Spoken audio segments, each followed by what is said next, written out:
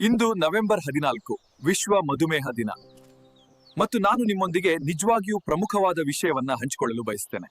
ಮಧುಮೇಹ ಎಂದರೆ ರಕ್ತದಲ್ಲಿನ ಸಕ್ಕರೆ ಮಟ್ಟ ಸರಿಯಾಗಿ ನಿಯಂತ್ರಣದಲ್ಲಿರುವುದಿಲ್ಲ. ತೀವ್ರ ಬಾಯಾರಿಕೆ, ಅಸಾಮಾನ್ಯ ಆಯಾಸ, ಪದೇ ಪದೇ ಮೂತ್ರ ವಿಸರ್ಜನೆ ಮತ್ತು ಮಂಜಾದ ದೃಷ್ಟಿಯಂತಹ ಲಕ್ಷಣಗಳನ್ನ ಎಂದಿಗೂ ನಿರ್ಲಕ್ಷಿಸಬಾರದು. ಭಾರತದಲ್ಲಿ ಲಕ್ಷಾಂತರ ಜನರು ಮಧುಮೇಹದಿಂದ ಬಳಲುತ್ತಿದ್ದಾರೆ ಮತ್ತು ಈ ಸಂಖ್ಯೆ ಹಿಂದೆಂದಿಗಿಂತಲೂ ವೇಗವಾಗಿ ಬೆಳೆಯುತ್ತಿದೆ.